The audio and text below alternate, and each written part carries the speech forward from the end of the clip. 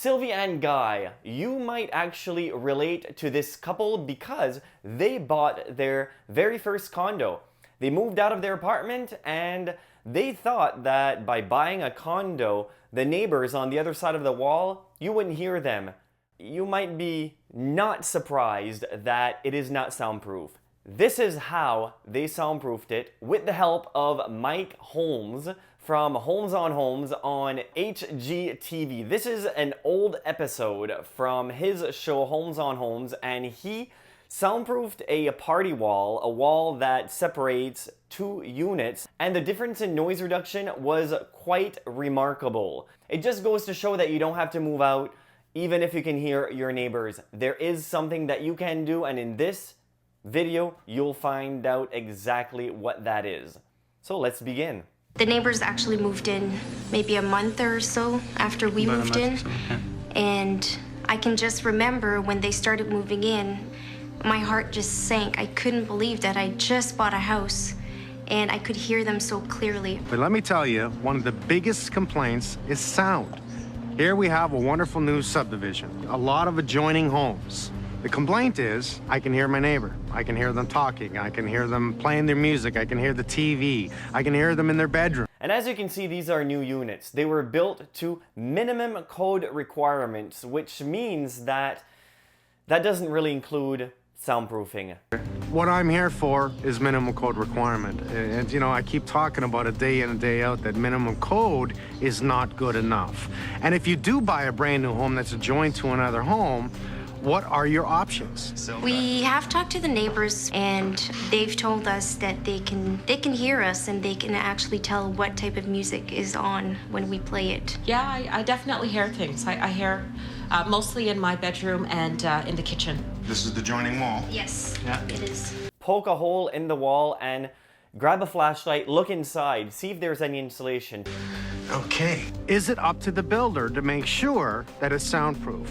No. I don't see insulation, but I do see something over there. It's up to the builder to make sure that it's minimum code requirement. Way in the corner there, I'm seeing a little bit of insulation. Interesting. At a minimum code of 50 on the STC scale, it's supposed to be acceptable that you can barely hear your neighbor. Odds are you're still gonna hear your neighbor if they raise their voice, they turn up their stereo, they get into an argument, they put a nail in the wall. You're gonna hear them. Sylvie was painting, and she could hear Sylvie painting with the roller going over the wall in the bedroom. And I could hear this roller brush going up and down and up and down. Their bedrooms are right next to our bedroom. And just a roller going up and down, she could hear that. That does make sense that they can hear the roller. If there's no insulation and nothing in between the walls, then yeah, you'll definitely hear that structural noise. So we'll do a test from this side to the other side to determine how much, I guess, decibels we have in sound. Does it meet minimum code requirement? Does it exceed it? I'm kind of hoping, but odds are it does not. This is a decibel meter, okay, and it'll just register the amount of sound that's happening as a result of. Okay, now I've set this for full blast. All right. Okay, so let's.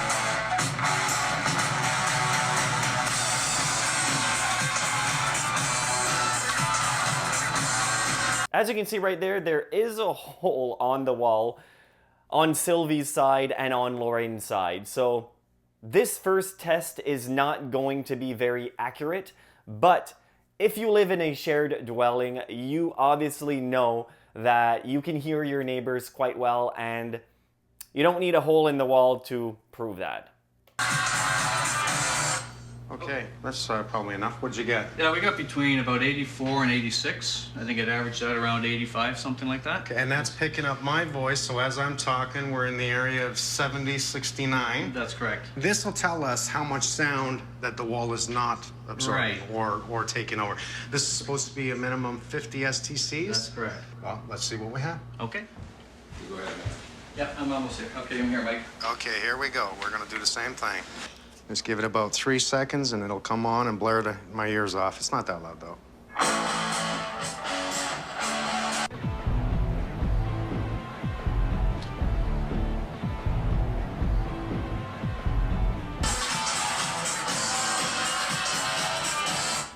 Okay, did you get that? Yeah, we got about 47 to 49. Sometimes we even hit 50. The wall's supposed to be stopping about 46 STCs. And we had, I believe, about 80 on the other side, 85. So we're shy on what we should be getting for a staggered wall, that's correct. So that test basically goes to show that their decibel meter is not even picking up the music from the other side of the wall. So, but your ears can hear it. Just to show you, the ambient noise in this room is pretty well what they were measuring, about 45 to 50 decibels.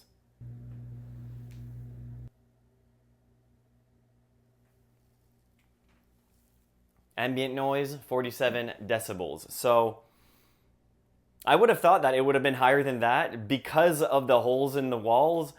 Anyway, we'll see what they did to completely fix it so you don't hear anything at all. Now, where they're testing it is in the kitchen. The problem is if you have to tear down the wall, you will have to move the cabinets. You have to move everything and detach everything that's attached to the wall. So that makes it a lot bigger of a job. Versus if you're in a bedroom and you just have a full wall without anything, no doors, no windows, nothing on the wall, just the adjoining wall, then that will make it a lot easier for you to soundproof, because then you can just remove the drywall, fix what you need to fix, and then re-add it. But we'll see how they do it, and it works. Okay, now this is the drywall you're talking about. This stuff here will be the equivalent of 8 layers of drywall. That's correct. When the NRC tested this, that's what their comments were, acoustically speaking. Okay, so here he says that the Quiet Rock is the equivalent of 8 sheets of drywall. He says acoustically speaking. Now, I don't know if they're playing with words here, but in terms of soundproofing, in terms of how much noise it's actually going to block, the equivalent of Quiet Rock would not be 8 sheets of drywall in terms of noise blocking. It would be more in line with 2 layers of 1/2-inch drywall. Now here in the kitchen, you don't have that much options. So here the reason why he's installing the Quiet Rock is because it's the same thickness of the pre-existing drywall. It makes it a lot easier to switch it out. You have to reinstall the cabinetries and everything that was stuck on that wall. If it is in a bedroom, however, I personally would use a double layer of 5/8-inch drywall, just because it costs less than a Quiet Rock and it works better because you have 2 sheets of 5/8-inch. So you'll have more noise reduction and it won't cost as much as using Quiet Rock. But you can still pay the extra, use Quiet Rock, and you'll probably be happy with the results. And the trick here is not the actual metal that's inside, but it's the polymer, the viscoelastic polymer that's on both sides of it, which actually convert acoustic energy into heat, which you can't hear, and nor could you feel. Now here they're saying that the polymer in between the 2 layers of sheetrock inside the Quiet Rock, that polymer turns sound waves into heat, which will reduce them and will make them not pass through the other sheet of sheetrock. But physics will tell you that if you add any type of liquid like that in between 2 sheets of drywall, it will turn sound waves into heat.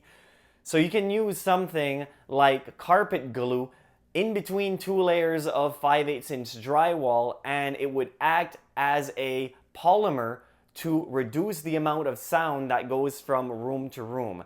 Now, does this method reduce a lot of noise? Not really. Okay, we're talking sound. This drywall here, right, that you see in this room, is the equivalent, 1 sheet, to 8 sheets of drywall. Not really. If that doesn't give you sound, I don't know what does. This is a sound wrap. And what this does is because this box is on that side and it's going to allow sound to travel through the wall, we're going to eliminate that right now. Since it's open and I can get to it, I might as well. This will stick to all surfaces. It seals right around the wire. It's almost like putty.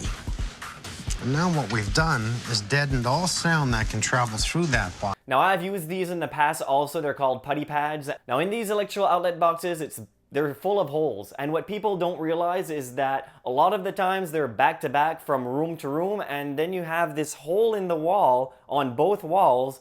And if there's no insulation and nothing blocking those holes, then it will act as a really good noise transfer from room to room. Now, if you want to seal those gaps, but you don't want to remove the drywall, you can still do that by removing the faceplate. You can add something behind the faceplate and that will act as a little bit of a noise blocker. And also you can seal that little gap between the electrical box and the drywall. That little gap, you can seal it with acoustical caulking. Make sure to turn off the breaker to that outlet just in case, and that will reduce a little bit of noise coming in from the other room. But it doesn't work, unfortunately, as well as a putty pad completely sealing those holes. So what they've used for insulation was a rock wool type insulation. It works a little bit better than your standard pink fiberglass insulation for noise reduction and noise absorption, but if you already have pink fiberglass insulation in between the walls, I wouldn't go ahead, rip out the drywall and switch out the insulation, because the difference won't be, you won't be that happy with the overall difference. But if there's no insulation there already, then go ahead, pay a little bit extra. If there's only one wall, it's not going to break the bank to go ahead and buy that type of insulation. And I'll have links in the description below of everything I talk about in this video, and also a link of the full video of this episode so you can also check it out. So good news, Sylvie and Guy won't have to move, and maybe you won't have to move either if you have the same problem as they do if you're living in a shared dwelling with a noisy neighbor. And the thing is, Lorraine wasn't even that noisy. It's just that these new buildings, they're not that soundproof. It's all built with minimum code requirement, and if you choose to buy one of these, or you're thinking of buying a condo or a townhouse, just go ahead and make sure that you can't hear yourself from the unit next door. Simple ask to the realtor. Now let me know in the comment section below if you'd like more videos like this, and if you want to learn how to soundproof your own wall, but do it on a budget and not having to remove the drywall. Video right here will show you how.